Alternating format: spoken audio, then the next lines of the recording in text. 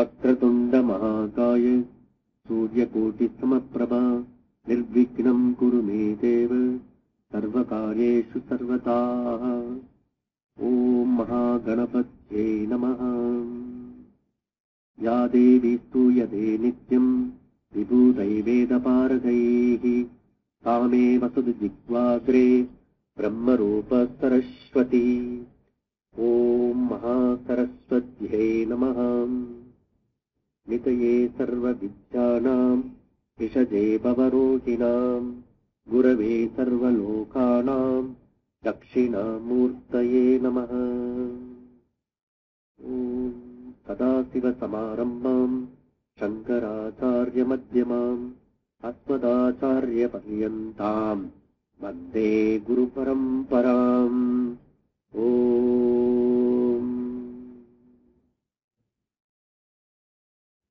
நம்ம நேற்றைக்கு சில விஷயத்தை பார்த்தோம். அதுல முக்கியமான விஷயம் சர்வம் பரவசம் துக்கம், சர்வம் ஆத்மவசம் சுகம்.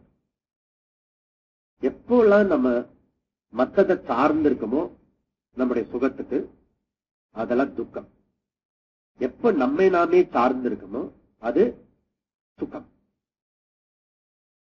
அதனால அது அடிப்படையில இருக்க வேண்டிய ஒரு முக்கியமான கீ பாயிண்ட். இது சுருட்டி மாறி நம்ம மனசுல வச்சுக்கிட்டே வந்தோம்னா இந்த முழு பகவத்கீதையை நம்ம ஃபாலோ பண்றதுக்கு சௌரியமா இருக்கும். சரி, இப்ப மனிதனுக்கு சுக துக்கம் வந்துட்டு இருக்கு. சுக துக்கம் புதுசு இல்லை, அநேகமா எல்லாருக்கும் இருக்கும்னு நினைக்கிறேன். எனக்கு சுகமும் கிடையாது துக்கமும் கூடாது அப்படி சொன்னா வேற எங்கேயும் இருக்க வேண்டிய ஆள். அது சென்னையில இருந்துட்டு நமக்கு சுக துக்கம் இல்லைன்னா கஷ்டம்.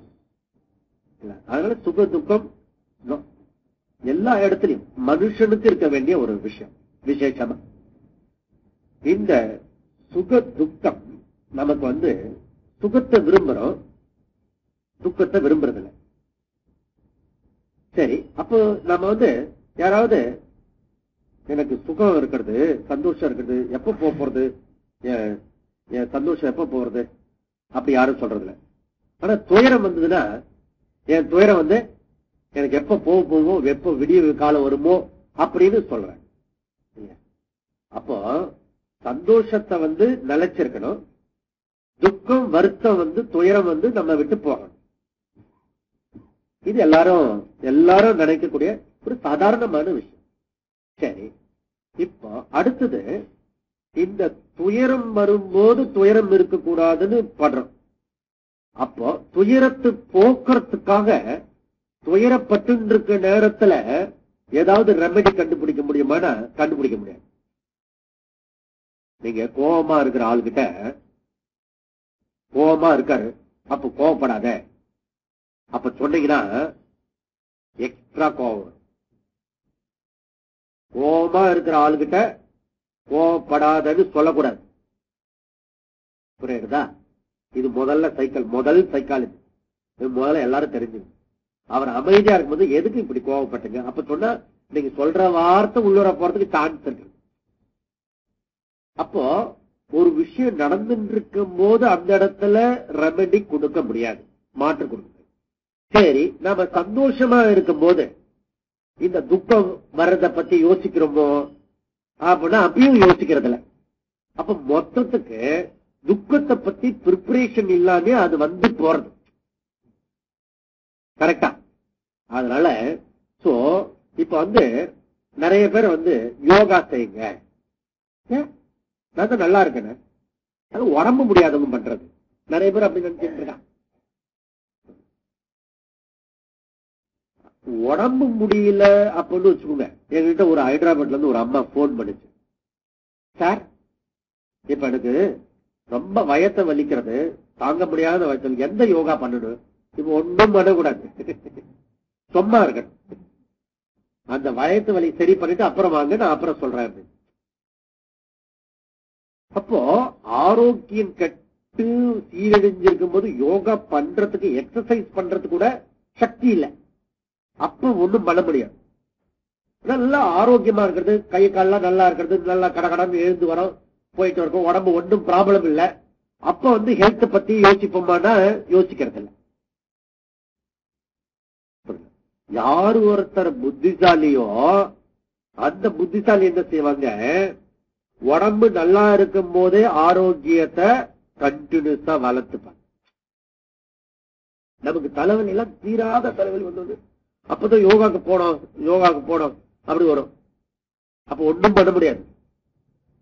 அப்ப ஆரோக்கியமான நேரத்துல தொடர்ந்து பயிற்சி பண்ணும் போது ஆரோக்கியம் கெடாம இருக்கும். இல்ல ஆரோக்கியம் கெட்ட பிறகு கூட மெயின்டைன் பண்ணிக்கலாம். அதுக்கு ஒரு சின்ன கதை இருக்கிறது. அந்த கதையை சொல்லிட்டு, கதைனா எல்லாருக்கும் பிடிக்கும், அந்த கதையில இருந்து அந்த கருத்துக்கு நம்ம போறதுக்கு முயற்சி பண்ணுவோம். இப்பெல்லாம் 5 இயர்ஸ்க்கு ஒரு தடவை சிஎம் தேர்ந்தெடுக்கிறாங்க. எப்படியோ ஒண்ணு, இவரை பிடிக்கலன்னா அவரை பிடிக்கலன்னா இவரு. நமக்கு பிடிச்ச ஆளு ஒரு நாளும் வரல இது வரைக்கும். சுதந்திரம் வந்ததுல இருந்து நமக்கு வேண்டிய ஆள் யாரு வரதில்ல. இவரு அவரு ஃபார் பெட்டர் அப்படி மாத்தி மாத்தி போட்டுட்டு வரோம். இப்படி ஜனநாயகத்துல இல்ல ராஜா காலேஜ். இது ஒரு வித்தியாசமான ஒரு ராஜா. எப்படின்னா அந்த தேசத்துல எப்படி முடிவு பண்ணாங்க, அவங்க குடியல் மக்கள்லாம் 5 வருஷத்துக்கு ஒரு தடவை ராஜாவை யாரு வேணா வரலாம். புரியுதுங்களா? யாரு வேணா நீங்க ராஜாவா வரலாம், சந்தோஷமா இருக்கலாம், ஆட்சி பண்ணலாம். ஆனா 5 வருடம் ஆன பிறகு அவர் என்ன பண்ணுவாங்க, குண்டு கட்டா கூட்டிட்டு போய் போட்ல வச்சு அந்த இதுக்கு ரிவர் நல்ல காட்டாரு, அதுக்கு அடுத்த பக்கத்துல ஒரு பயங்கரமான காடு. அந்த காட்டுல பயங்கரமான சிங்கங்கள், புலி எல்லாம் இருக்கும், மிருகம், அனிமல்ஸ், நல்ல வயலண்ட் அனிமல்ஸ் இருக்கும். அங்க கொண்டு போய் அவரை போட்டுட்டு திருப்பி வந்துருவாங்க. உயிர் விடுறதுக்கு தயாரா 5 வருஷத்துக்கு பிறகு யார் தயாரா இருக்கிறார்களோ அவர்கள் ராஜாவாகணும். முதல்ல என்னவா ஆகட்டும், ஆகிறத ஆகட்டும். இந்த டயபெட்டிஸ் காரங்க ஆகிறத ஆகட்டும், சூடு சாப்பிடுவான். அதுக்கப்புறம் படுற அவஸ்தை இருக்க, என்ன சாப்பிட்டோன்ற மாதிரி இருக்கும். ஒரு நேரமா 2 நேரமா நமக்கு எப்பயுமே அதே கதிதான். முதல்ல அவஸ்தை, அதுக்கப்புறம் அந்த அவஸ்தை டயத்துல இனிமே தொட மாட்டேன் அப்படி தோணும். அதுக்கப்புறம் அதே மாதிரி ஆயிடும். இந்த மனுஷங்க அந்த மாதிரி ஒவ்வொரு ராஜாவும் முதல் 2 வருஷம் ஒரே சந்தோஷமா இருப்பான். 3வது வருஷம் துக்கம் ஆரம்பிக்கும். 4வது வருஷம் உச்சசாயி இருக்கும். 5வது வருஷம் அந்த இவ்வளவுக்கும் பொருள்லாம் எல்லாம் அரண்மனைலாம் அவருக்கு சொந்தம். அவர் ஒண்ணுக்கு கூட என்ஜாய் பண்ண முடியாது. ஏன்னா நம்ம சாக போறோம், இதெல்லாம் என்ன அப்படின்னு சொல்லிட்டு நினைச்சிட்டு இருப்போம். அப்புறம் ரொம்ப துக்கமா இருப்போம். ஆனா வலுக்கட்டாயமா சொன்னபடி அக்ரிமெண்ட் பிரகாரம் இழுத்துட்டு போய் போட்ல வச்சு அடுத்த கரையில இருக்க காட்டுல கொண்டு போய் தூக்கி போட்டுட்டு வந்துருவாங்க. இதெல்லாம் ரெகுலரா நடந்துட்டு இருக்கு. அப்புறம் நடுவுல ஜனங்க உஷாராயிட்டாங்க, அதனால ராஜா வேண்டாம். அப்போ ஒருத்தர் ஸ்மார்ட்டா ஒரு ஆள் வந்தான், நான் வரேன், கண்டிஷன் எல்லாம் தெரியல, 5 வருஷம் நீ ஆட்சி பண்ணலாம், என்ன வேணா பண்ணலாம், ஆனா 5 வருடத்துக்கு பிறகு நீ அந்த பக்கம் போகணும், உயிரை விடுறதுக்கு தயாரா இருக்கணும். நான் எல்லாம் தயாரா தான் வந்திருக்கேன். அவன் ஆட்சி பண்ணினான். 1 வருஷம் ரொம்ப சீரியஸா இருந்தான். 2வது வருஷம் கொஞ்சம் ரிலாக்ஸா இருந்தான். 3வது வருஷம் ஒரே சந்தோஷமாயிட்டான். இது உல்டாவா இருக்கு, ஜனங்களுக்கு ஒண்ணும் புரியல. 4வது வருஷம் ஒரே சந்தோஷம். 5வது வருஷம் எந்த விதமான ரிலாக்ஸா இருக்கும், நார்மலா இருக்கும். 5 வருஷம் முடிஞ்சது. இவனை கொண்டு அந்த குண்டு கட்டா கூட்டிட்டு போறதுக்காக பயவாள்லாம் வருவாங்க. எதுக்கு வரீங்க? நானே வரேன் தள்ளிக்கு. ஆச்சரியமா இருக்கிறது. போனேன், நான் இப்பயும் ராஜா தான், இதுல ஓட்ட கப்பல் வச்சிருக்கீங்க, நல்லா டெக்கரேட் பண்ணி கொண்டு வாங்க. இது வரைக்கும் எவனும் கேட்டதில்ல. இப்ப தூக்கல போடுறதுன்னு முடிவு பண்ணிட்டாங்கன்னு வச்சுங்க கோர்ட்ல. இந்த கயிறு எந்த இதுல இருந்து வந்ததெல்லாம் ஆராய்ச்சி பண்ணுவோம். போறது உயிர் எப்படி போனா என்ன, இது வரைக்கும் அப்படி இருந்தான். இவன் நான் இப்பவும் ராஜா தான், அதனால நல்லா அழகா டெக்கரேட் பண்ணுங்க. ஒண்ணுமே புரியல. இது உயிர் விடுறதுக்கு இவ்வளவு சந்தோஷமா இருக்கானு வந்து கேட்டான். என்ன ரகசியம்? நான் எப்பவுமே ராஜா. எப்படி நான் எப்ப ஆட்சிக்கு வந்தேனோ அப்பயே 5 வருஷத்துக்கு முன்னாடி பின்னாடி என்ன நடக்க போறதுன்னு தீர்மானம் ஆயிடுச்சு எனக்கு. அப்ப நான் அதுக்கு வேண்டிய தயாரெல்லாம் பண்ணிட்டேன். முதல் வருஷத்துல அந்த பக்கம் இருக்கிற கரையில இருக்கிற காட்டை அழிச்சு நகரெல்லாம் நிர்மாணிச்சுட்டேன். ஓகே, முதல் வருஷம். 2வது வருஷம் அந்த பில்டிங் எல்லாம் பண்ணிட்டேன். 3வது வருஷம் என்னோட யார் யாரெல்லாம் ஆதரவு ஜனங்கள் இருப்பாங்கல்ல அவங்க எல்லாம் கொண்டு போய் அங்க ஏற்கனவே பிளாட் கட்டி விட்டுட்டேன். 4வது வருஷம் என்னோட யார் யாரெல்லாம் மினிஸ்டர்ஸ் ரூல்ஸ் பண்ணாங்க, நிர்வாகத்துக்கு வேண்டியெல்லாம் அட்மினிஸ்ட்ரேட்டர் என்னெல்லாம் வேணுமோ அதெல்லாம் கொண்டு போய் வச்சுட்டேன். இப்ப 5வது வருஷம் நான் அந்த பக்கம் போறதுக்கு எனக்கு பூர்ண கும்பம் கொடுத்து வரவேற்கிறதுக்கு அந்த ஆள் ஏற்பாடு இருக்கிறது சும்மா இல்ல. புரியுறதில்ல? அதனால நம்ம வாழ்க்கையில வாழ்ந்து கொண்டிருக்கும் போதே வாழ்க்கையை தயார்படுத்திட்டோம்னா துன்பங்கள் துயரங்கள் பிரச்சனைகள் வரும்போது அதை தாங்குற சக்தியோ அதுல மாத்திக்கிற சக்தியோ நமக்கு கிடைக்கும். இப்படி கொடுக்கறதுக்கு தான் இப்ப நாம இந்த கில்நகர்ல இருந்து கொஞ்சம் பேர் இங்க வந்துட்டோம். நம்ம எல்லாம் இந்த கடைசியா வந்த ராஜா மாதிரி. புரியுறதில்ல? நமக்கு ஒண்ணு அநேகமா இப்ப கொஞ்சம் உங்களுக்கு பிரச்சனை எல்லாம் கம்மியா இருக்கும். ஆனா வயசு கூட கூட கூட நமக்கு ஒத்த வயசுக்காரங்க எல்லாம் ஃப்ரெண்ட் எல்லாம் ஒவ்வொரு ஆளா டிக்கெட் காணாம போயிருக்கோம். பேசிட்டு இருந்தா ஆளை காணும் திட்டணும். நமக்கு எப்ப கூப்பிடுவானோ பகவான், அதுவும் எந்த விதத்துல கூப்பிடுவானோ. சங்கர் 48 ஸ்லோகம் சொல்றாரு, கடைசி காலத்துல இப்படி சாகக்கூடாது அப்படி சொல்லிட்டு. அப்படி ஏதோ எத்தனையோ துயரங்கள்லாம் எதிர்காலத்துல காத்துட்டு இருக்கு. அப்படி நமக்கு காத்துட்டு இருக்கும் போது அதெல்லாம் தாங்கறதுக்கு எதையும் தாங்கும் இதயம் நமக்கு அப்ப கிடைச்சிடும். அதுதான் நம்முடைய ஸ்கிரிப்சர் கொடுக்கறது. அதனால நல்ல வீடு பத்தி தெரியும் போது பக்கத்துல போய் கிணற குழி தோண்டினானா எங்க கிணறு வருதுன்னு அவசர அவசரமா. அது நடக்காத காரியம். முன்னாடி வீட்டுல பிளாட் பழைய காலத்துல என்ன பண்ணுவாங்க, முதல்ல கிரவுண்ட்ல, இப்பதான் வேற சிஸ்டம் வந்தது. முதல்ல என்ன பண்ணுவாங்கன்னா, முதல்ல கிரவுண்ட் வாங்கினதும் முதல்ல பூஜை போட்டுட்டு முதல்ல கிணறு தோண்டுவாங்க. பாத்திருக்கீங்களா? கொஞ்சம் பேர் பாத்துருக்கலாம். கிணறே இப்ப பார்த்தது கிடையாது பல பேருக்கு. அதனால இருக்கு, ஒரு பாயிண்ட்ல அடிச்சு கொடுத்துருவாங்க தண்ணிய. அதனால கிணறு தோண்டிட்டு அப்புறம் கடக்கால் தோண்டி அதுக்கப்புறம் வீடு கட்டுவாங்க. அதுதான் கரெக்ட் ப்ரிப்பரேஷன். அப்போ வாட்டர் ப்ரிப்பரேஷன் ஃபர்ஸ்ட் வந்த பிறகு அதுக்கப்புறம் இவர் பில்டிங் பண்ணணும். அது போல நம்ம வாழ்க்கையில நாம இப்ப கை கால்லாம் நல்லா இருக்கும் போதே, இளமையில இருக்கும் போதே வாழ்க்கைக்கு வேண்டிய தயாரிப்பு பண்ணிக்கணும். பகவான் மனிதனை படைக்கும் பொழுதே அதற்கு வேண்டிய எப்படி வாழணும்னு சொல்லி கொடுக்கறதுக்கான புஸ்தகம் கொடுத்திருக்காரு. இப்போ எனி ஐட்டம் போய் மிக்சி வாங்குறீங்கன்னு வச்சுக்கோங்க. மிக்சி வாங்கும் போதே அந்த டப்பாவெல்லாம் அழகா பேக்கிங் இருக்கும். திறந்த உடனே அதுல ஒரு மேனுவல் புக்ஸ் ஒன்று இருக்கும். எனிதிங் அரௌண்ட் த வேர்ல்டுல இதோண்டு ஒரு கேமரா வந்தது, டிஜிட்டல் கேமரா. அத மேனுவல் புக் பாத்தீங்கன்னா அதை விட 5 மடங்கு இருக்கு பெருசா. அது எப்படி ஆபரேட் பண்றது, இல்லைன்னா அந்த அந்த மரும கதையாயிடும். என்ன மருமன் போலாம் அந்த மாமியார் வீட்டுல போனோன்னு ஓட அழுதான். எதுக்கு மாப்பிள்ள அழறீங்க? அந்த பேப்பரை இப்படி, அந்த பேப்பரை எப்படி படிக்கிறதுன்னு தெரியல, இங்கிலீஷ் பேப்பர் கொடுத்துட்டாங்க. இப்படி தலைகையில படிச்சுட்டு இருந்தான், ஓட அழுதுட்டு இருந்தான். அது போல எல்லாம் அது ஆபரேட் பண்றதுக்கு தெரியலன்னு வச்சுக்கோ, கஷ்டம். அப்போ என்ன செய்யணும், முதல்ல அந்த மேனுவல் புக்கை படிச்சு ஆபரேட் பண்றதுக்கான சிச்சுவேஷன் தெரிஞ்சுக்கணும். இப்ப லைஃப் ஈஸி. அது போல பகவான் இந்த போல் ஜகத்திய சிருஷ்டியை பண்ணின உடனே அதோடைய மேனுவல் புக்கையும் சேர்த்து வச்சு அனுப்பிச்சுட்டாரு. அதுக்கு பேர் வேதம்னு பேர். வேதம் அதுக்கு பேர் ஸ்ருதின்னு பேர். ஓகே, வேதம்.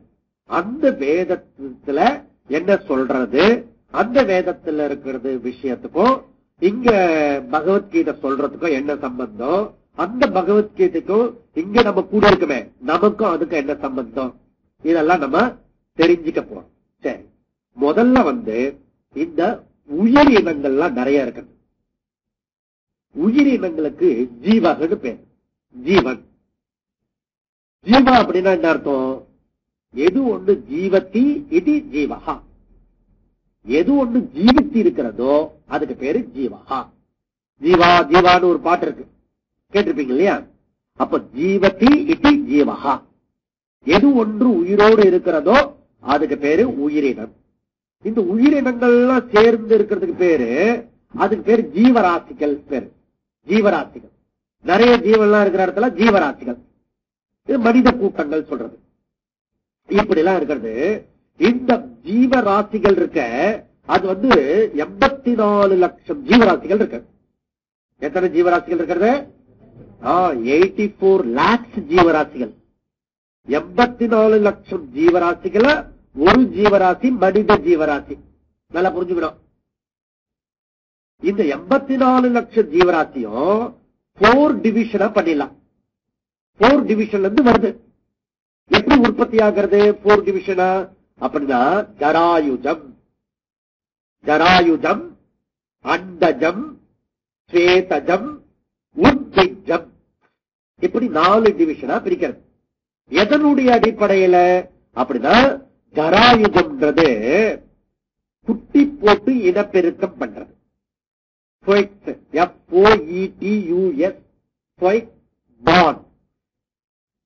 குட்டி போட்டு இனப்பெருக்கம் பண்றது.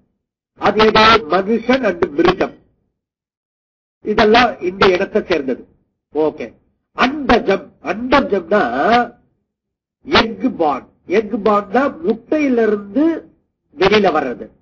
அது பறவை, பட்சிகள், அப்புறம் மீன் ஜாதி, அதெல்லாம் முட்டையிலிருந்து வருது. அதுக்கு பேரு அண்டஜம். ஸ்வேதஜம், ஸ்வேதஜம்ன்றது அழுக்கிலிருந்து இல்ல வேர்வையிலிருந்து ஒரு அழுத்தத்திலிருந்து வர்றது. ஓகே. அது லார்வா பாண்ட், லார்வால இருந்து வர்றது பாண்ட். அதாவது தேனு, கொசு, மஸ்கிட்டோலாம் இருக்க, அதெல்லாம் நம்ம உற்பத்தி பண்ற சுத்தமான இடத்துல மஸ்கிட்டோ வராது, கொசு வராது. மனுஷனுக்கு நேரடியான சத்துரு 2 பேரு. ஒரு மனுஷன்ல பொலிட்டீஷியன்ஸ், ஜந்துக்குள்ள மஸ்கிட்டோ. ஓகே. நீங்க சும்மா இருந்தா கூட, இப்ப புலி, சிங்கம், கரடிலாம் இருக்க, அது கூட பயப்பட வேண்டாம், நாம எஸ்கேப் ஆயிடலாம். நான் பாட்டு மரத்து மேல ஏறி உட்காந்துட்டா புலி ஒன்றும் சிங்கெல்லாம் ஒன்றும் பண்ணாது. ஆனா நீங்க எந்த திக்குல போனாலும் இந்த கொசு இருக்க நீங்க புலி சிங்கத்தை நெட்டு போட்டு பிடிக்கணும், மழை போட்டு பிடிக்கணும். ஆனா கொசுக்கு பயந்துட்டு நாம வலையில உள்ள போட்டு, அப்படின்னா எவ்வளவு பவர்ஃபுல் இவரு மஸ்கிட்டோ. அது லார்வா பாடுப்பா. ஸ்வேதஜம், உத்பிஜம். உத்பிஜம்ன்றது செடி, கொடி, மரம், இந்த பூமியில இருந்து பொழந்துகிட்டு வெளியில வர்றது. அப்ப 84 லட்சம் ஜீவராசிகள் டிவிஷன், 4 டிவிஷனா பிரிக்கிறது. ஜராயுஜம், அண்டஜம், ஸ்வேதஜம், உத்பிஜம், இப்படி 4 டிவிஷனா பிரிக்கிறது. இப்படி பிரிக்கப்பட்டிருக்கல. இந்த பிறவிகள் இருக்க, பிறவிகள் 7 பிறவி இருக்கிறதுப்பா. 7 பிறவி தேவர்கள், மனிதர்கள், விலங்குகள், பறவைகள், ஊர்வன, நீர் வாழ்வன, தாவரங்கள். இந்த 7 அமைப்புல இந்த 84 ஜீவராசிகள் 4 டிவிஷன்ல பிரிக்கப்படுறது. ஓகே. இப்ப என்ன இதுக்கெல்லாம் என்ன, இப்போ இந்த சயின்ஸ் நடத்துறோம், இதுல என்ன சொல்றோம், இவ்வளவு ஜீவராசிகளை 84 லட்சம் ஜீவராசிகளை ஒரு ஜீவராசி மனுஷ ஜீவராசி, அது 600 கோடி இருக்கு. ஓகே. இத்தனை ஜீவராசிகள்ல பெஸ்ட் மேலான ஜீவராசி எது அப்படின்னா மனுஷ ஜீவராசி. ஜந்துனாம் நர ஜன்ம துர்லபம், ஜந்துனாம் நர ஜன்ம துர்லபம். அரிது அரிது மானிடராய் பிறத்தல் அரிது. அப்போ மனுஷ ஜென்மம் கிடைக்கிறதுக்கே பல கோடி ஜென்ம புண்ணியம் வேணும். நம்முடைய புண்ணிய பலத்தினாலதான் நீங்க வந்திருக்கீங்க. மனுஷ ஜென்மம் கிடைச்சிருக்கிறத ரொம்ப பெரிய புண்ணியம். ஓகே, அந்த புண்ணியத்துல இந்த ஹோல் சென்னையிலேயே இருக்கிற அதிகமா புண்ணியம் செஞ்சவங்க யாருன்னா நம்ம தான். நீங்க வந்ததுனால உங்களுக்கு ஸ்துதி பண்ணல, இதான் ட்ரூத். எதுக்கு போய் சொல்லுவாங்க, இது ரியலி. நீங்க வேணா நீங்க சொல்ற விஷயத்துல போய் ஒரு 20 பேருக்கு டெஸ்ட் பண்ணி நீங்க சொல்லி பாருங்க.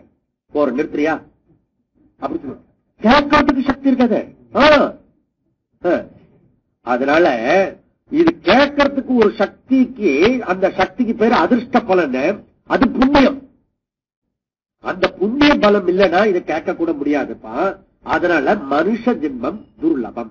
சரி, அப்பேற்பட்ட இந்த மனுஷ ஜென்மம் கிடைச்ச பிறகு இதை ப்ராப்பரா நம்ம பயன்படுத்தணும். அப்ப இதை ப்ராப்பரா பயன்படுத்துறதுக்கு நாம சில பேருக்கு பாத்தீங்கன்னா வீடு வாசல் எல்லாம் சௌக்கியமா இருக்காங்க, நல்ல குடும்பமா அமைஞ்சிருக்கிறது.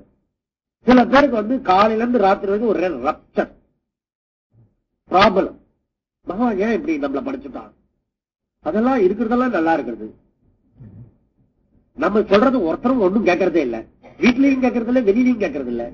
நமக்கு ஏன் இப்படி துர்லபம் அப்படின்னா அதுல ரகசியம் ஒண்ணு இருக்கிறது. நம்மளுடைய பாப புண்ணியத்தினுடைய கலவை பாது. அப்போ மனுஷ ஜென்மத்தினுடைய விஷயம் இந்த பாப புண்ணியம் கலந்திருக்கிறது. இந்த பாப புண்ணியத்தை பத்தி சொல்றது, இந்த பாபம் வராம தடுக்கிறது, புண்ணியத்தை அதிகமா கொடுக்கிறது, அதை பத்தி டீல் பண்றது வேதம். வேதம் என்ன சொல்றது, அது என்ன சொல்றதுன்னா டூஸ் அண்ட் டோன்ட், விதை வாக்கியம் அண்ட் நிஷேத வாக்கியம். விதை அண்ட் நிஷேதம் இத பத்தி சொல்லிட்டே இருக்கும் முழு வேதமும். இதை செய், இதை செய்யாது, இதை செய், இதை செய்யாது. செய்ய வேண்டியதெல்லாம் செஞ்சோம்னா புண்ணியம் கிடைக்கும், செய்யக்கூடாதெல்லாம் செஞ்சோம்னா பாபம் வரும். புண்ணியம் கிடைச்சதுன்னா நமக்கு நல்ல வீடு, நல்ல அம்மா அப்பா, நல்ல கணவன் மனைவி, நல்ல குழந்தைகள், நல்ல பக்கத்து வீட்டுக்காரன். அது ரொம்ப முக்கியம். இல்லாட்டி அவன் முகத்துல நமக்கு கஷ்டப்பட்டு இருக்கணும். பிரச்சனை இதெல்லாம் எதை மையமா வச்சுங்கன்னா இந்த பாப புண்ணியத்தை பேஸ் பண்ணிருக்கு. அதை சொல்லிக் கொடுக்கிறது வேதம். ஓகே, அப்போ இந்த மனுஷன் செய்ய வேண்டிய விஷயத்தை பத்தி சொல்றது இந்த வேதம் சொல்றது. இந்த வேதத்துப்படி நாம நடந்தோம்னா நமக்கு சரியான விதத்துல பொருள்கள் கிடைக்கும், அர்த்தம் கிடைக்கும். அந்த அர்த்தத்தை காமத்தை அனுபவிக்கிறதுக்கு வேண்டிய நமக்கு வேண்டிய எல்லா வசதிகளும் கிடைக்கும். அது எப்படி அர்த்தத்தையும் காமத்தையும் வாங்கணும் அப்படின்னா தர்மத்துப்படி செய்யணும் அப்படி சொல்றது. அப்போ வேதம் நம்ம 2 பகுதியா பிரிக்கிறோம். வேதத்துடைய முன்பகுதி, வேதத்தினுடைய பின்பகுதி.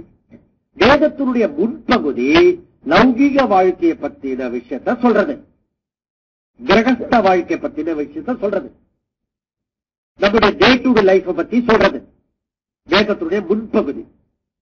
அதுல புத்திசாலித்தனமா நமக்கு விஷயம் எல்லாம் தெரிஞ்சுட்டோம்னா அதுல இருந்து தப்பிச்சு வெளியில வர்றவங்களுக்கு வேதத்தினுடைய பின்பகுதி.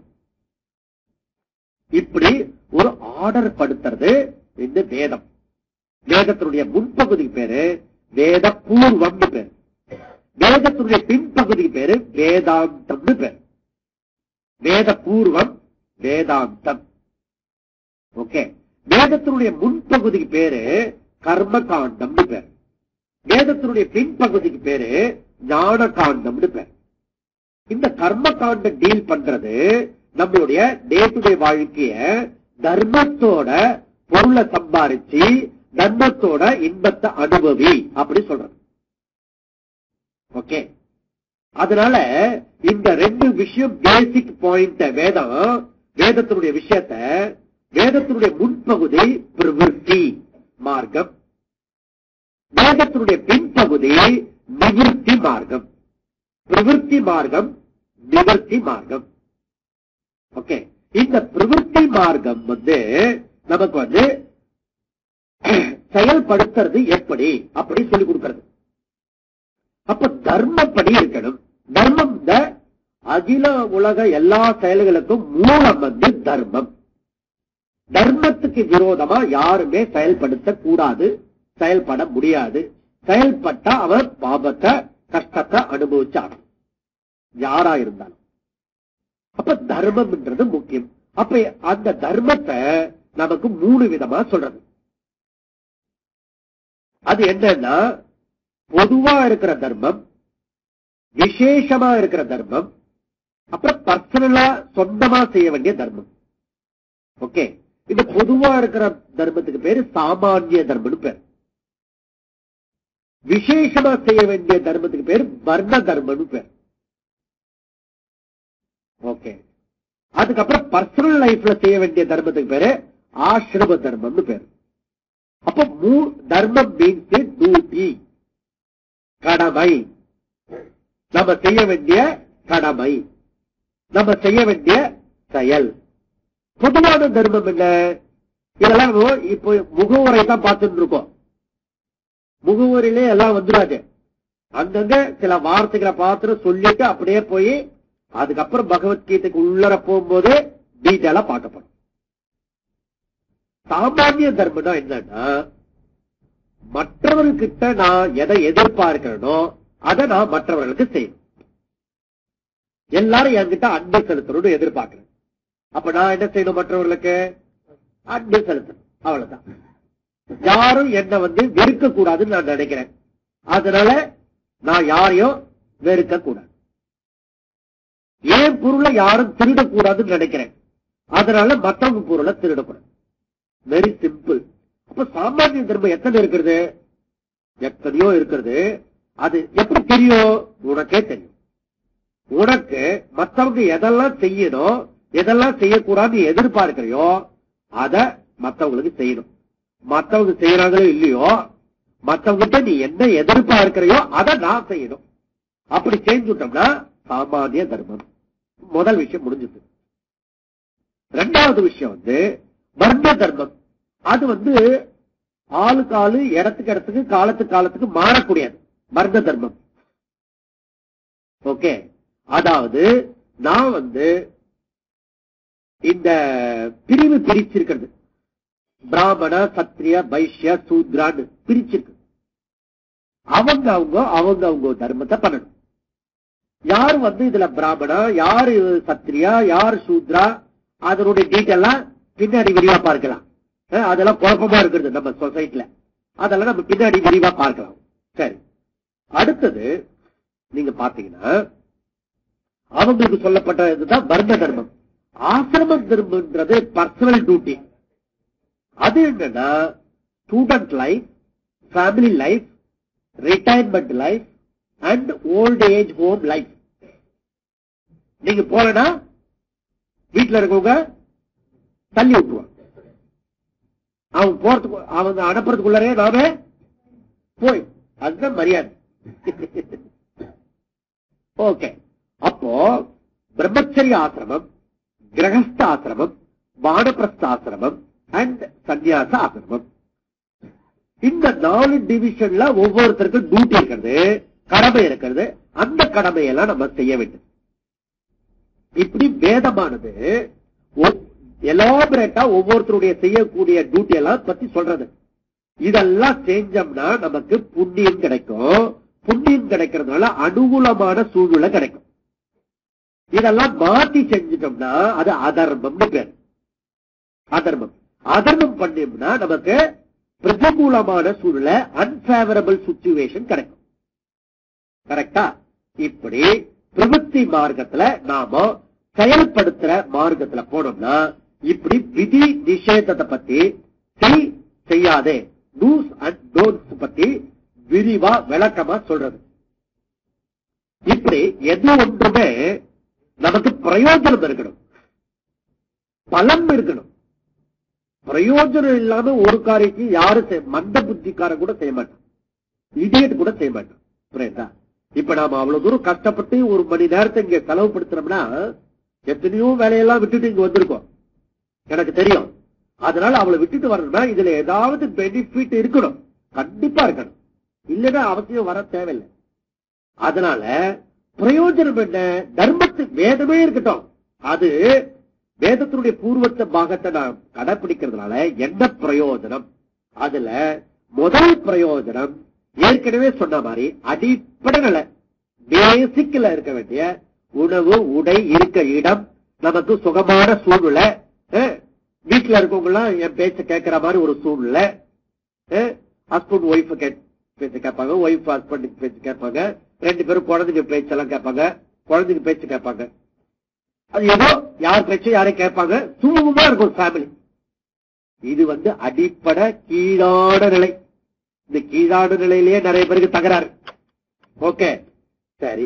இதுல இருந்து கொஞ்சம் அதிகபட்சமா நமக்கு வரக்கூடியது இரண்டாவது பிரயோஜனம் புருஷார்த்த விவேகா. புருஷார்த்த விவேகா. ஓகே, அப்ப நேற்றுக்கு நம்ம புருஷார்த்தத்தை பத்தி சொன்னோம். புருஷஸ்ய அர்த்தத்தே இது புருஷார்த்தம். மனிதர்கள் தேடுவது எதுவோ அதுக்கு பேரு புருஷார்த்தம். அப்ப மனிதன் அடைய வேண்டிய கோல், இலக்கு, லட்சியம், சாத்தியம், மனிதன் அடைய வேண்டிய சாத்தியம் அது என்ன அப்படின்னா, வேதம் என்ன சொல்றது? நமக்கு ஒவ்வொருத்தருக்கும் ஒரு லட்சியம் வச்சிருப்போம். இந்த சாகரத்துக்குள்ளர சென்னையில ஒரு 4 பிளாட்டாவது வாங்கி போட்டுப்பா இல்ல, அப்படி எப்படியோ ஒரு லட்சியம் வச்சிருப்போம். சின்னதோ பெருசோ அவங்க லெவல்ல ஒரு லட்சியம் வச்சிருப்போம், கண்டிப்பா இருக்கட்டும். இந்த லட்சியம் எல்லாம் ரைட்டா ராங்கானா அது இருக்கட்டும். வேத சாஸ்திரம் என்ன சொல்றது? நீ திங்க் பண்றது சரியா இருக்காது, என்ன பயன்படுத்திக்கோ, ஆபரேட் பண்ணிக்கோ, சுகமா அனுபவிச்சுக்கோ. அது என்ன? தர்ம, அர்த்த, காம, மோக்ஷ. அறம், பொருள், இன்பம், வீடு. ஓகே, இந்த தர்ம அர்த்த காமத்தை தான் முதல்ல நமக்கு கிடைக்கிறது. அதுல இருந்து புருஷார்த்த விவேகம் என்ன பண்றது? மனிதன் தேர்ந்தெடுக்கும் போது சாய்ஸ் இருக்கிறது. நமக்கு எப்ப பிரச்சனை வரும்னா, ஒண்ணு சாய்ஸ் கிடையாது அப்படின்னா வேற வழியில செஞ்சிருவோம். சாய்ஸ் இருக்கும்போது தான் பிரச்சனை. புதுசா போறோம்னு வச்சுக்கோங்க, நகாகம் போனோம், கார் எடுத்துட்டு திடீர்னு இங்க ஒரு சிட்டிக்குள்ள கேட்டுட்டு போயிட்டோம். போனா ஊருக்கு வெளியில போனா 2 ரோடு பிரியும், போர்டும் கிடையாது. எப்படி சூஸ் பண்றது? டாஸ் போட்டா சூஸ் பண்ண முடியாது, டிஃபிகல்ட். அப்புறம் போயிட்டு 1/2 கிலோமீட்டர் போயிட்டு திருப்பி ரிட்டர்ன் வந்தோம். அங்க ஒரு ஆள் கிட்ட கேட்டோம், இப்படிதான் போனோங்களான்னு. இப்படி போக கூடாதுங்க, அங்க ரவுட்டான இருக்குல்ல, அந்த பக்கம் ரோடு இருக்குல்ல, அந்த பக்கம் வேற வழி கிடையாது. நீங்க எவ்வளவு தூரம் தப்பா போனாலும், தப்பா போயிட்டோமே சரி அட்ஜஸ்ட் பண்ணிப்போம், அப்படியே போடுவோம். அப்படி போக முடியாது, போகாத ஊருக்கு போயிடுவோம். அதனால எவ்வளவு தூரத்துக்கு தப்பா ஆனாலும் திருப்பி சரியான பாதை, அந்த தப்பு பண்ணிட்டோம்ல, அந்த தப்ப சரி பண்ணி அப்ப சரியான பாதையில போய் ஆகணும், வேற வழி கிடையாது. அப்ப சாய்ஸ் இருக்கும் போது நமக்கு குழப்பம் வருது இல்லையா? அப்போ தேர்ந்தெடுக்கிறது. அதனாலதான் சொல்றாங்க, ஜட்ஜ்மெண்ட் இஸ் லைஃப். ஜட்ஜ்மெண்ட் தான் லைஃப். அப்பவே நினைச்ச, இதுக்கு முன்னாடி பார்த்த பொண்ணை மாத்திரம் கல்யாணம் பண்ணி இருந்தேன்னா என்னவோ பார்த்து மாட்டின். Judgement is life. சில பேர் அது ஓட்ட பண்ணிடலாம்னு சொல்லிட்டு வண்டி எடுத்துட்டு போவான், ஆக்சிடென்ட். ஜட்ஜ்மெண்ட் இல்லையா? சில பேர் சொத அங்கேயே பின்னாடி ஓட்டிட்டு அவன் இடிச்சிடுவான், இவன் போகாதனால. ஜட்ஜ்மெண்ட். நான் ஓட்ட பண்ணதுனால ப்ராப்ளம் வரும்னா இங்கே இருக்கிறதா பின்னாடி காரன் இடிப்பான். அப்போ எதுவுமே ஒரே மாதிரி இருக்காது. சில நேரத்துல ஓவர்டேக் பண்ணணும், சில நேரத்துல வெளியில பின்னாடி இருக்கணும், பட் டிரைவிங் பண்ணும்போது. அப்ப ஜட்ஜ்மெண்ட் தான், டிரைவிங் கூட ஜட்ஜ்மெண்ட் தான். ஓகே, அப்படி ஜட்ஜ்மெண்ட் இருக்கிறது. சோ நமக்கு இப்ப நீங்க வந்திருக்கீங்க, இந்த டயத்துல சாயந்தரம் நல்ல ப்ரோக்ராம் எல்லாம் போடுவான்.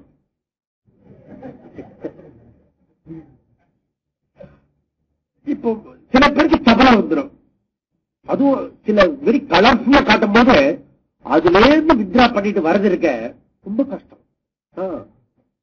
எனக்கு தெரியும். அப்போ டிவி பார்க்கலாமா இல்ல பகவத்கீதை கிளாஸ்க்கு போலாமா, ரெண்டு. காலையில எழுந்திரிக்கும் போதே ப்ராப்ளம்.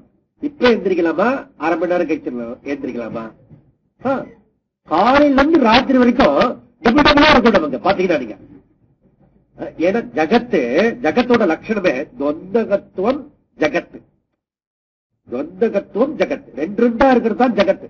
அதுல நம்ம தேர்ந்தெடுக்கிறோம். அப்போ இது தேர்ந்தெடுக்கிறது இருக்க, எதை வச்சுட்டு நம்ம தேர்ந்தெடுப்போம் இல்லையா? இது ரொம்ப ரொம்ப இம்பார்ட்டன்ட், வெரி குரூஷியல் விஷயம். எதனுடைய அடிப்படையில தேர்ந்தெடுப்பாங்க இல்ல? அடுத்த கேள்வி, எதனுடைய அடிப்படையிலனா அறிவினுடைய அடிப்படையில். உனக்கு எவ்வளவு மெச்சூரிட்டி இருக்கிறதோ அந்த மெச்சூரிட்டியை பொறுத்து நம்ம செலக்ஷன் பண்ணுவோம். எனிதிங் அறிவினுடைய அடிப்படை. இப்ப ஒரு குழந்தை இருக்குன்னு வச்சுக்கோ, ஒரு குழந்தைக்கு பாப்பா இருக்கிறது, அந்த பாப்பா பக்கத்துல பலூன் இருக்கிறது, 100 ரூபாய் இருக்கிறதுன்னு வச்சுக்கோ. 100 ரூபாயும் பலூன் வச்சீங்கன்னா பாப்பா குழந்தை எதை எடுக்கும்? பலூன் தான் எடுக்கும். ஆனா அந்த குழந்தைக்கு தெரியாது இந்த 100 ரூபாயில 100 பலூன் இருக்குது இல்ல. அப்போ நம்மளுடைய அறிவில் இருக்கிற மெச்சூரிட்டியை பொறுத்து தான் நம்ம செலக்ஷன் பண்ணுவோம், தேர்ந்தெடுப்போம். சரியா? அப்போ இந்த தேர்ந்தெடுத்திருக்கிறது விவேகம் இல்லாதனால இப்படி தேர்ந்தெடுப்போம். விவேகம் வந்துருச்சுன்னா தேர்ந்தெடுக்கிற விஷயம் இருக்க அது கேன்சல் ஆயிடும், தேர்ந்தெடுக்க மாட்டோம். விவேகம் வந்துச்சுன்னா தேர்ந்தெடுக்க மாட்டோம், நோ சாய்ஸ். என்ன ஒரு குழப்பமா இருக்கும். இப்போ 8வது படிக்கிற 10வது படிக்கிற பையனை கூப்பிட்டு பலூனையும் 100 ரூபாய் வச்சு உனக்கு எது வேணுமோ அதை எடுத்துக்கோ, ஒண்ணுதான் எடுத்துக்கணும்னு சொன்னா இப்ப அவனுக்கு சாய்ஸ் ஆகுது, நோ சாய்ஸ். தேர்ந்தெடுக்கிற இதுவே தேவையில்லை, எடுத்தமே டைரக்டா முடிவு பண்ணிடுவான். கரெக்ட் தானே? புரியுதா? அது பெரிய பெரிய மகாத்மாக்கள்லாம் வீடு வாசல் பதவி மோட்சம் எல்லாத்தையும் விட்டுட்டு அவன் சன்னியாசம் எடுத்துக்கிறான்னா போறாரு பாவம். அவரு வேற எதையோ தேர்ந்தெடுத்திருக்காரு, புரியுங்க, முடிவு பண்ணிட்டாரு அவரு. அதனால விவேகம் பூர்ணமாயிடுச்சுன்னா தேர்ந்தெடுக்கிற ஒரு சிச்சுவேஷன் இருக்குல்ல அது கேன்சல் ஆயிடும். விவேகம் இல்லாத வரைக்கும் தான் தேர்ந்தெடுக்கிறது சாய்ஸ் இருக்கும். அதுதான் சங்கரன் சொல்ற பஜ கோவிந்தம் பஜ கோவிந்தம் கோவிந்தம் பஜ. அத வர ரொம்ப அராகம் கோவிந்தம் பஜ இடியட்டும் திட்டுறாரு. அதுல மூடம் ராக வேற, அதுல வர இந்த ராகமா அந்த ராகம் வேற திட்டுறாரு அதுல சங்கரன். கோவிந்தனி நாடு அப்படி சொல்றாரு. அப்போ எதை நாடணுமோ அதை நாடணும், அதுக்கு பேரு புருஷார்த்த விவேகா. அப்போ எதை நாடணுமோ அதை நாடுறதுக்கான மெச்சூரிட்டி இருக்கு இல்லையா? இந்த தர்ம வாழ்க்கைப்படி வாழ்ந்தா நமக்கு செகண்ட் பிரயோஜனம் இந்த மெச்சூரிட்டி புருஷார்த்த விவேகம் கிடைக்கும். ஓகே, முதல் தர்மத்துப்படி நம்ம வாழ்ந்தோம்னா அர்த்த காம லாபம் கிடைக்கும். இந்த தர்மத்துப்படி வேதம் சொல்ற தர்மத்துப்படி நம்ம நடந்தோம்னா முதல் பிரயோஜனம் முதல் லாபம் அர்த்த காம லாபக. இரண்டாவது பிரயோஜனம் இந்த புருஷார்த்த விவேக லாபம் கிடைக்கும். ஓகே, அப்ப எதை தேர்ந்தெடுக்கிறதுன்னு நமக்கு கிடைச்சிருக்குன்னு வச்சுக்கோங்க. என்னுடைய வாழ்க்கையினுடைய குறிக்கோள் என்ன அப்படின்னு நமக்கு புரியும். அப்படி புரியும் போது இதுவரைக்கும் அனுபவிச்சுட்டு இருக்கோம் இல்லையா, அர்த்த காம எல்லாம் இருக்கு இல்லையா, உறவுகள், பதவிகள், பணம், அந்தஸ்து, இதெல்லாம் இருக்கிறத இதெல்லாம் கொஞ்ச நாள் கழிச்சு மெச்சூரிட்டி வர வர ஒண்ணு புரியும், அதெல்லாம் நிலையற்றது, நிலையற்றது, அனித்தியமானது, அது சாஸ்வதம் கிடையாது, அது நாட்டு பர்மனன்ட் கிடையாது. அது ஒரு காலத்துல அழியக்கூடியதா இருக்கிறது. ஒண்ணு அனுபவிக்கிற பொருள் அழிஞ்சிடும், இல்ல நீங்க ஒரு டிவி வாங்குறீங்க, இவ்வளவு பெரிய சைஸ் டிவி, இது 500 வருஷத்துக்கு வரும் அப்படின்னு டிவி சொல்றான்னு வச்சுக்கோங்க. நான் 500 வருஷத்துக்கு இருக்க மாட்டேனே. ஓகே, இல்ல என்னுடைய கண்ணு இந்திரியங்கள் அதற்கான சக்தி கொஞ்ச நாள் கழிச்சு காணாம போடுறது. அப்போ நாம அனுபவிக்கின்ற பொருள்களோ நாம அனுபவிக்கின்ற இந்திரியங்களோ அது பர்மனண்டா இல்லை. அப்போ நிலையானது பர்மனண்டா இருக்கிறது எது அப்படின்னு ஒரு கொஸ்டின் கேட்கும். இந்த வாழ்க்கையிலயோ அடுத்த ஜென்மத்திலயோ ஏதாவது ஒரு ஜென்மத்துல இந்த கேள்வி வரும். அப்போ எப்போ இந்த கேள்வி வருதோ அப்போ நீங்க ஆன்மீக உலகத்துக்குள்ளர வரீங்கன்னு அர்த்தம். இந்த கேள்வி வராத வரைக்கும் என்ன பண்ணினாலும் அது ஸ்பிரிச்சுவல் கிடையாது. அதுக்கு முன்னாடி உள்ளதெல்லாம் religious life. Religious life religious life. அப்போ இதுக்கு பேர் கண்டுபிடிக்கிறதுக்கு தான் விசாரம் வருது. அதுக்கு பேர் விசார மார்க்கத்துக்கு வருவோம். ஓகே, விசாரம்னா நம்ம தமிழ்ல இருக்க விசாரம் இல்ல, அது வெசனம். விசாரம்னா என்கொயரி, எது ரைட்டு எது ராங்கு அப்படி பத்தி நமக்கு நாமே காட்டும். அப்போ அப்படிதான் இந்த பொருள் சம்பாதிக்கிறது, படிக்கிறது, கல்யாணம் பண்ணிக்கிறது, குழந்தை பெற்றுக்கிறது, வீடு இருக்கிறது, இதெல்லாம் யூஸ்லெஸ் சார். அப்ப இந்த முதல் கிளாஸ்லயே அடுத்த கிளாஸுக்கு வராத மாதிரி சொல்றீங்களே. அப்படிதான் அதெல்லாம் வேணும்பா, அதெல்லாம் சாத்தியம் இல்லை, அதெல்லாம் சாதனம். ஓகே, சாதனம் வேற சாத்தியம் வேற. இப்போ நம்ம வேற வேற இடத்துல வந்திருக்கோம். நம்ம 2 வீலர் வந்திருப்போம், 4 வீலர்ல வந்திருப்போம், அதெல்லாம் சாதனம். சாத்தியம் என்ன? இந்த கிளாஸுக்கு வர்றது சாத்தியம், அதுக்கு சாதனம். ஓகே, அப்போ சாதனம் சாத்தியமாகாது. சாதனம் இல்லாம சாத்தியத்தை அடைய முடியாது. சாதனமே சாத்தியமாகாது. ஒரு குழப்பணும் இல்ல, புரியறதில்ல. அப்போ சாதனம் வேணும். ஆனா நிறைய பேரு சாதனமே சாத்தியம்னு முடிவு பண்றாங்க. அங்கதான் குழப்பம் வருது. வாழ்க்கை முடியறதுக்குள்ளரையாவது இது சாதனம் இது சாத்தியம்னு சொல்லு,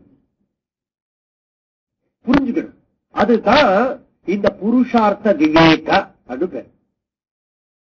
இதெல்லாம் நம்ம அனுபவிச்சுட்டு இருக்கிறதெல்லாம் எனிதிங் அது வாழ்க்கைக்கு வேண்டிய சாதனங்கள். சாதனத்தை சாத்தியமாக்க கூடாது. அப்ப எது சாத்தியம்னு நம்ம தெரிஞ்சுக்கிறதுக்கு மனசுக்குள்ள வரும். அப்போ எது பர்மனன்ட், எது முக்கியமானது, எப்படி நம்ம வாழ்ந்தா அதுக்கு நம்ம கிடைக்க முடியும் அப்படின்றது. அப்படி வர்றது மூணாவது பிரயோஜனம். அப்படி மூணாவது பிரயோஜனம் நமக்கு வர்றதுக்கு என்னன்னா, இந்த மெச்சூரிட்டி வருது இல்லையா, விவேகம் வரும்போது அந்த விவேகத்தை தெரிஞ்சுக்கிறதுக்கான தகுதி நமக்கு வரணும். தகுதி. ஓகே, இப்ப நான் ஐஏஎஸ் போகணும்னா ஐஏஎஸ்க்கு என்ட்ரன்ஸ் எக்ஸாம் பிரிப்பரேஷன்ஸ் எல்லாம் இருக்கிறது. எல்லாத்துக்கும் தகுதி இருக்கிறது, யோகியதை வேணும் இல்லையா? யோகியதை இல்லாம ஒரு இடத்துல போக முடியாது. அப்ப எந்த விஷயத்துக்கும் யோகியதை வேணும்.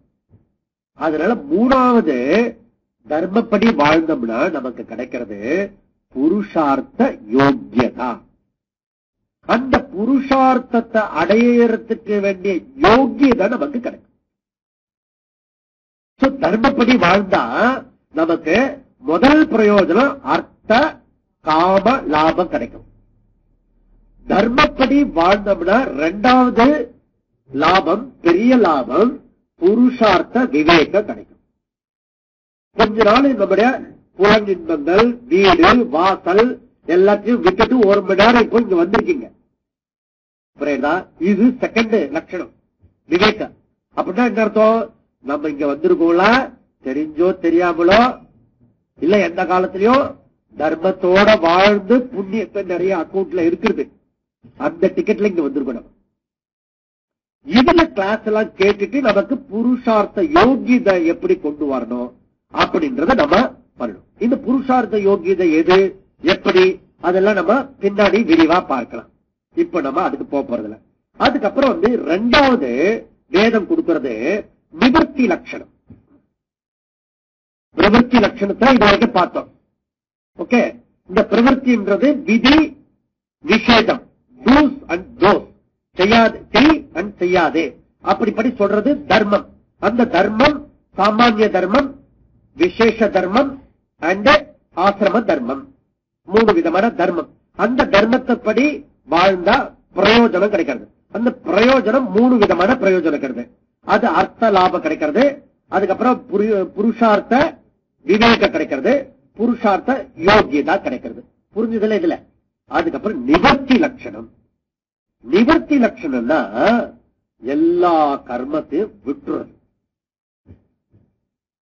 செயலெல்லாம் விட்டுறது. கேட்கும் போதே பயமா இருக்கும், இப்ப இல்ல. அதனால புருஷார்த்த நிச்சயம் நேரடியான சாதனை. இந்த புருஷார்த்த யோகியதுனால நமக்கு புருஷார்த்த நிச்சயம் கிடைக்கும். இதுதான் நிச்சயம், இனிமே என்னுடைய லைஃப் இதுதான் அப்படின்னு முடிவு பண்ணு. இப்போ லைஃப்ல ஒரு 10 வருஷத்துக்கு ஜாப் அந்த பக்கம் இந்த பக்கம் தேடிட்டே இருக்கணும். இந்த வேலைக்கு போவான், அதுல 1 வருஷம் இருப்பான், இதுல 2 வருஷம் இருப்பான், இப்படி போயிட்டு இருப்பான்.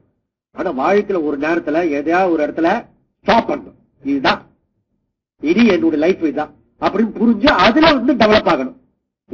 சில பேர் சாகர வரைக்கும் அப்பவே டிரான்ஸ்பர் பண்ணிட்டு இருப்பான். 60-70 வயசுல கூட டிரான்ஸ்பர் அப்படி ஆயிட்டு கூட லைஃப். அப்ப எந்த ஃபீல்ட்லயும் நம்ம உருப்படியா வந்திருக்க மாட்டோம். அப்போ ஏதாவது ஒரு இடத்துல நிச்சயம் பண்ணணும். அந்த நிச்சயம் பண்றதுதான் புருஷார்த்த யோகியதா கிடைக்கும். இந்த நிச்சயம் பண்ணிட்டவங்க இது சத்தியமா தெரியும். ஓகே, அந்த புருஷார்த்த நிச்சயம் பண்ணினதுக்கு நேரடியான சாதனம் நிவர்த்தி லட்சணம். அது என்ன அப்படின்னா ஞானம். ஞானத்தை கொடுக்கிறது, தத்துவ விசாரம், பிலாசபி. அப்போ உண்மை எது பொய் எதுன்னு விசாரம் பண்ணி அந்த உண்மை பொருள்ல நம்ம ஈடுபாடு பண்றது. எப்பொருள் எத்தகைய தன்மை ஆயினும் அப்பொருள். வள்ளுவனார் மாதிரி ஒரு அற்புதமான ஆளு உலகத்தில் கிடையாது. வள்ளுவனுக்கு முன்னாடி வள்ளுவன் கிடையாது, வள்ளுவனுக்கு பின்னாடி வள்ளுவன் கிடையாது. அந்த வள்ளுவன் பிறந்த ஊர்ல நம்ம இருக்கோம். நான் வச்சுக்கோங்க, சென்னையினுடைய சிறப்பு, முக்கியமான சிறப்பு அதுதான். அதனால வள்ளுவனாரு நீ எப்படி என்ன மாதிரி பேசினாலும் கேட்டாலும் அதுல இருக்க மெய்ப்பொருளை காண்பது அறிவு. மெய்ப்பொருளை காணாம நீ எதெல்லாம் பண்றையோ அது அறிவற்றது. அப்படி போட்டுக்கணும். புரியுதா? மெய்ப்பொருள் காணாம நான் எதெல்லாம் செய்யறனோ அதெல்லாம் அறிவற்றது, அறிவற்றது, அறிவற்றதுன்னு எழுதிக்கணும். காலையில இருந்து ராத்திரி வரைக்கும் நான் செய்யறதெல்லாம் மெய்ப்பொருளை காண்றேனா இல்லை, இது அறிவற்றது, அறிவற்றது ஹோம்ஒர்க் எழுதிக்கணும். அப்படின்னா நீங்க காலையில இருந்து ராத்திரி வரைக்கும் செய்யறதெல்லாம் ஒரு டேமேஜான ரிப்போர்ட் வரும். அறிவற்ற அது விவேகத்துல வரும். சரி, அப்ப இந்த வேதம் வேத பூர்வம் பிரவருத்தி லட்சணம், வேதத்தினுடைய பின்பகுதி வேதாந்தம் நிவர்த்தி லட்சணம் கொடுக்கிறது. அப்படி இது சுருக்கமா சொன்னோம்னா வேதம் தர்ம அண்ட் ஞான, தர்ம அண்ட் ஞான. தர்மப்படி வாழ்க்கை வாழறது லௌகிக கிரகஸ்த வாழ்க்கை. அதுல இருந்து ஞானத்துக்கு வர்றது நிவர்த்தி மார்க்கம். அது நம்ம வாழ்க்கையோட ரகசியத்தை பத்தி சொல்லிக் கொடுக்கிறது. இத பத்தி சொல்லிக் கொடுக்கறதா இதுக்கு பேர் ஸ்ருதி. ஸ்ருதி என்றது வேதத்துக்கு இன்னொரு பேரு. அப்படி இல்ல, ஸ்ருதியோட இன்னொருக்கு பேரு வேதம். அதுதான் சரி. ஏன்னா ஸ்ருதி என்றது இந்த குரு சிஷ்ய பரம்பரையில வருது. ஓகே, இது மனிதர்களால் செய்யப்படுது. இது மனிதனால் செய்யப்பட்டதல்ல. எங்க கேட்ட மாதிரி இருக்கும். இது அபௌருஷ்ய வாக்கியம் அர்த்தம். புருஷ வாக்கியம் இல்ல, அபௌருஷ்ய வாக்கியம், மனிதனால் செய்யப்படும். இது சுத்தமான ஹிருதயத்துல தியானத்துல இருந்த ரிஷிகள் ரிசீவ் பண்ணின்னு கொடுத்தது. அதுல ரிஷினா அர்த்தம், ரிசீவ் பண்ணி கொடுத்ததுக்கு பேர் ரிஷி. ரிசீவர் ரிஷி, ரிஷி. புரியுதா? அந்த ரிஷிகள் கொடுத்ததுதான் அதுக்கு பேரு உபனிஷத்துன்னு பேர். வேதம் ஸ்ருதி. அந்த ரிஷிகள் தன்னுடைய சிஷ்யர்களுக்கு சொன்னாங்க.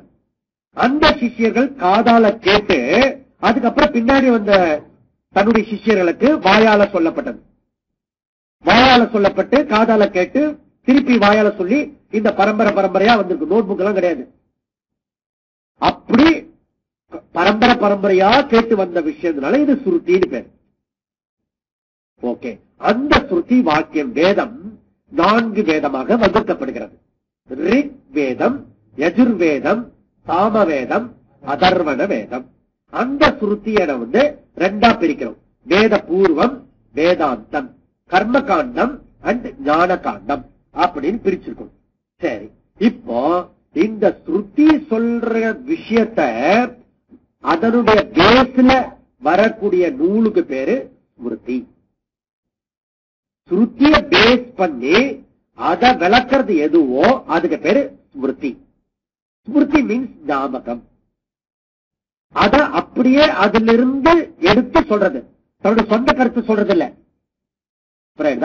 இதுதான் ஸ்ருதியோட இருந்து வந்திருக்க ஸ்மிருதி. அந்த ஸ்மிருதி பலவிதமான ஸ்மிருதிகள் இருக்கிறது. யாக்ஞவல்யா ஸ்மிருதி, மனுஸ்மிருதி, பாராசரியம் ஸ்மிருதி, அந்த மாதிரி ஸ்மிருதிகள் இருக்கிறது. அதுக்கப்புறம் புராணங்கள் இருக்கிறது. இந்த புராணங்கள் எதை பேஸ் பண்ணி இருக்கிறது அப்படின்னா இந்த ஸ்ருதியை பேஸ் பண்ணி இருக்கிறது. அதுக்கப்புறம் இதிகாசங்கள் இருக்கிறது. இந்த இதிகாசங்கள் எதை பேஸ் பண்ணி இருக்கிறது?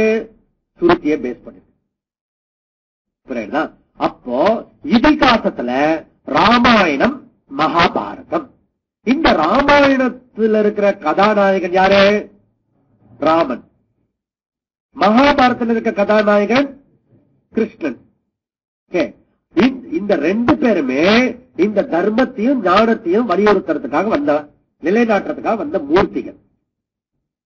இதுல ராமாயணம் வந்து தர்மத்துக்கு மாத்திரம் விசேஷமா நிலைநிறுத்தத்துக்கு வந்தது. மகாபாரதத்தில் இருக்க ஸ்ரீகிருஷ்ணன் இருக்கானே, அவன் வந்து தர்மத்தோட ஞானத்தையும் கொடுத்துட்டு போன. அதனால மகாபாரதம் 5வது வேதம்னு சொல்லப்படுற. பஞ்சமோ வேதா மகாபாரதம். ஏன்னா அதுல ஞானம் ஆட் பண்ணிருக்கிறது. வேதத்துல என்ன 2 பகுதி இருக்கிறதோ, தர்ம அண்ட் ஞானம் 2 இருக்கிறது. அதனால மகாபாரதமும் அப்படி சொல்லப்பட்டிருக்கிறது. அதனால மகாபாரதத்துக்கு ஸ்டேட்டஸ் மற்ற நூல்கள்லாம் இல்லாத ஒரு சிறப்பு. மகாபாரதம் 5வது வேதம்னு சொல்றது. ஏன் சொல்றது? இதுல அர்ஜுனனுக்கு கிருஷ்ணன் உபதேசித்த பகவத்கீதை அதுல வர்றது. அப்போ இந்த வேதத்தினுடைய சாரம் மகாபாரதம், மகாபாரதத்தினுடைய சாரம் பகவத்கீதை.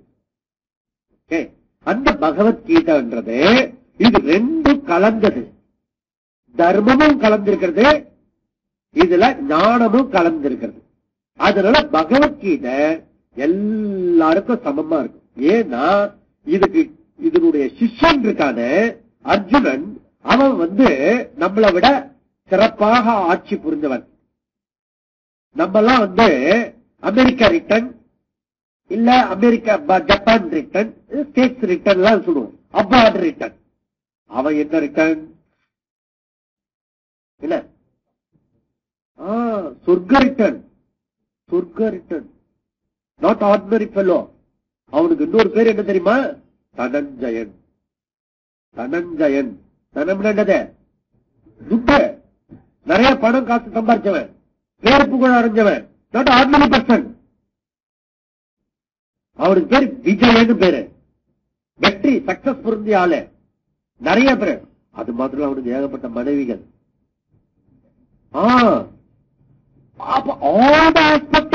அனுபவிச்சு உலகத்தில் இருக்கிறதெல்லாம் கண்டுபிடிச்சவன். சிவபெருமானுடைய சண்டை போட்டவன், பசுபதாசரத்தை வென்றவன். அப்பேற்பட்ட ஆளுக்கு வாழ்க்கையில ஒரு நெருக்கடி வருது. எப்பேற்பட்ட ஆளுக்கும் நெருக்கடி வரும். அந்த நெருக்கடி வரும்போது எதை தேர்ந்தெடுக்கிறது? அந்த குழப்பத்துல அவன் பகவானை பிடிச்சிட்டான். அந்த பகவான் இவனுக்கு சொன்ன. அதனால கிருஷ்ண அவதாரம் பூர்ணவதாரம். பூர்ணவதாரம் ஏன்னா தர்மத்தையும் ஞானத்தையும் 2த்தையும் சேர்த்து சொல்றதுனால. அதனால பகவத்கீதா. கீதான்னா செய்யுள்னு பேர், பாடல். சோ அந்த செய்யுள் பலவிதமான கீதா இருக்கிறது. நமக்கு பகவத்கீதா மாத்திரம் இல்ல, நிறைய கீதா இருக்கு. நமக்கு தெரிஞ்சது ஒரு கீதா தான், அது பகவத்கீதா. அந்த பகவத்கீதா உத்தர கீதா, அனுகீதா, காமகீதா, பாண்டவ கீதா, அம்ச கீதா, சித்த கீதா, ராமகீதா, உத்வ கீதா, கணேச கீதா. அப்படி கீதான என்ன? பாடல், செய்யுள் வடிவில் இருக்கிறது. செய்யுள் அனுஷ்டுப் அண்ட் திருஷ்டுப் இந்த மீட்டர் இருக்கு. பகவத்கீதா அனுஷ்டுப் அண்ட் திருஷ்டுப் மீட்டர்ல இருக்கிறது. சந்தன் அப்படி சொல்லுவாங்க. அந்த இதுல இருக்கிறது ஸ்ருதினா மாதா, அது பெண்பாலை குறிக்கிறது. கீதா சொன்னாலும் பெண்பாலை குறிக்கிறது. அப்படிப்பட்ட இந்த பகவத்கீதை இவரு பாஷ்யம் எழுதினவர் சங்கராச்சாரியார் இந்த பகவத்கீதை பத்தி தன்னுடைய இன்ட்ரோடக்ஷன் முதல்ல எடுத்து சொல்றாரு. அவர் என்ன சொல்றது? சதிதம் கீதா சாஸ்திரம் சமஸ்த வேதார்த்த சார சங்கரக பூதம் துர்விஜ்ஞாயார்த்தம் அப்படின்றார். துர்விஜ்ஞாயார்த்தம்னா இது வெரி ரேர்ப்பா, உணர்வதற்கு அரியது. ஏன்னா இது பிரசித்தமான இந்த கீதா சாஸ்திரமானது எல்லா வேதங்களுடைய சாரமான பொருளை கொடுக்கிறது. எசன்ஸ் பிரிஞ்சு 700 ஸ்லோகத்துல கொடுக்கிறது பகவத்கீதா. அதனால இது ரொம்ப முக்கியமானது. அதனால இது உணர்வதற்கு வெரி வெரி அபூர்வமா இருக்கிறது. அப்படிப்பட்ட பகவத்கீதையை நம்ம படிக்கிறதுக்கு நம்ம இங்க வந்திருக்கோம். ஓகே, அதனால நம்ம இதனுடைய பேக்ரவுண்ட் முன்னுரை பத்தி சில வாரங்கள் நம்ம கேட்டுட்டு வருவோம். அப்ப இதுவரைக்கும் நம்ம பேசினது என்னன்னா, பரவசம் துக்கம், ஆத்மவசம் சுகம். அந்த சுக துக்கத்தை நம்ம நல்ல சுகமா இருக்கிற சூழ்நிலையில இருக்கும் போதே துக்கத்தை ப்ரிப்பேர் பண்ணிக்கிறதுக்கான இல்ல நீக்கிறதுக்கான வழிமுறைகளை தெரிஞ்சுக்கணும். அதுக்காக ஒரு ராஜா கதையை சொன்னேன். சரி, அதுக்கப்புறம் ஜீவர்களுடைய ராசிகளை பத்தி சொன்னது. அதுக்கப்புறம் என்ன சொன்ன? வேதம் முதல் படி, இரண்டாவது படியா இருக்கிறது. முதல் படி பிரவர்த்தி, இரண்டாவது படி அந்த நிவர்த்தி. இந்த பிரவர்த்தி விதி நிஷேத பத்தி சொல்றது. அப்படி தர்மத்தைப்படி நாம வாழ்ந்தோம்னா பிரயோஜனம் 3 பிரயோஜனம். அது அர்த்த காம லாப, புருஷார்த்த விவேக, புருஷார்த்த யோக்கியதா கிடைக்கிறது. அப்புறம் வேதத்தினுடைய 2வது படி நிவர்த்தி மார்க்கம். இந்த நிவர்த்தி மார்க்கம்ன்றது விசார மார்க்கம், என்கொயரி. அந்த இது யோகியதை எப்படி அடையிறது, ஞானத்தை அடையறத பத்தி சொல்றது. அது நான் இப்ப சொல்லல, பின்னாடி நம்ம பார்க்கலாம். இந்த வேதத்தை பத்தின விவரத்தை படிச்சோம். அதுக்கப்புறம் 5வது வேதம் மகாபாரதம் படிச்சோம். அதுக்கப்புறம் கீதா செய்யுள் ஃபார்ம்ல உள்ளது. அப்புறம் சங்கர் எப்படி சொல்றாரு, கிருஷ்ணா பூர்ண அவதாரம். ஏன்னா இந்த கீதா சாஸ்திரத்தை சொன்னதுனால இது பரம்பரையா ஸ்ருதியா இருக்கிற இந்த பரம்பரை சாஸ்திரம். இது ஆதி காலத்துல இருந்து இருக்கிற இந்த பரம்பரை சாஸ்திரத்துல இப்போ இந்த பரம்பரையில நீங்களா வந்திருக்கீங்க. ஓகே, இப்படி போறது இல்லையா? அந்த லிங்க் இப்ப கில்நகர்ல அந்த சாஸ்திரத்தை விடாம வேதத்தினுடைய சாரத்தை படிக்கிறதுக்கு நம்ம வந்திருக்கோம். தொடர்ந்து நம்ம வரத்துக்கு பகவான் அருள் பண்ணி.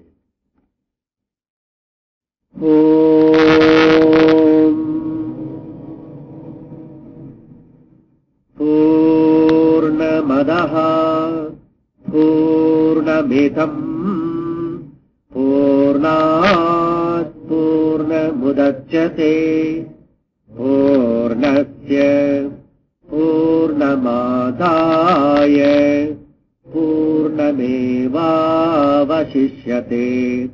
ஓம் சாந்தி சாந்தி. ஹரி ஓம்.